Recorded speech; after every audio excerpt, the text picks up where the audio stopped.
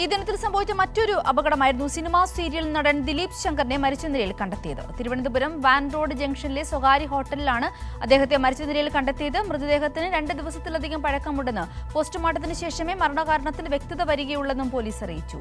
മാനസികമുണ്ട് സമഗ്ര വിവരങ്ങളുമായി. സിന്ധൂരി, ഇന്ന് ഉച്ചയോടെയാണ് സിനിമാ സീരിയൽ താരമായ ദിലീപ് ശങ്കറിന്റെ മരണവാർത്ത പുറത്തുവരുന്നത്.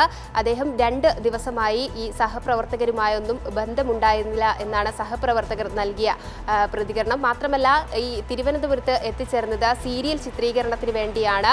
5 ദിവസം മുൻപാണ് ഇത്തരത്തിൽ തിരുവനന്തപുരത്ത് സ്വകാര്യ ഹോട്ടലിൽ ഇദ്ദേഹം മുറിയെടുത്ത് താമസിച്ചത് എന്നതടക്കമുള്ള കാര്യങ്ങളാണ് സഹപ്രവർത്തകർ നൽകിയ വിവരം. അതോടൊപ്പം തന്നെ ഈ 2 ദിവസം, അതായത് 26-ന് ശേഷം 2 ദിവസം സീരിയൽ ചിത്രീകരണത്തിന് ഇടവേളയായതിനാൽ തന്നെ ഷൂട്ടിംഗ് കാര്യങ്ങളൊന്നും ഉണ്ടായിരുന്നില്ല. ഈ സാഹചര്യത്തിലാണ് സഹപ്രവർത്തകർ ഇദ്ദേഹത്തെ വിളിക്കുന്നത്. പക്ഷേ വിളിക്കുമ്പോഴും ഫോണിൽ ബന്ധപ്പെടാൻ സാധ്യമായിരുന്നില്ല. മാത്രമല്ല, മറ്റു വിവരങ്ങളൊന്നും തന്നെ ലഭ്യമായിരുന്നില്ല.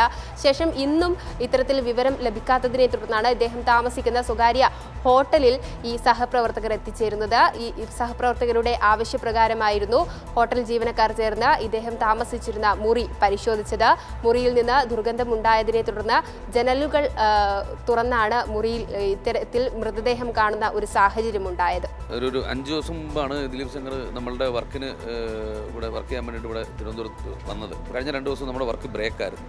ഇന്ന് പുള്ളിക്ക് വർക്കില്ല. പക്ഷേ 2 ദിവസമായിട്ട് പുള്ളിയെ ഫോണിൽ വിളിച്ചിട്ട് എടുക്കാത്തതുകൊണ്ട് നമ്മുടെ കൺട്രോളർ നേരിട്ട് വന്ന് കണ്ട് സംസാരിക്കാനായിട്ട് വന്നപ്പോഴാണ് ഈ വിവരം അറിയുന്നത്. പുള്ളിക്ക് ആരോഗ്യ പ്രശ്നങ്ങളുണ്ടായിരുന്നു. ഏതോ അസുഖത്തിന് ട്രീറ്റ്മെന്റിലായിരുന്നു. എൻ്റെ ഒരു അറിവ് വെച്ചിട്ട് എന്തോ കരൾ രോഗമായിരുന്നു എന്ന് തോന്നുന്നു.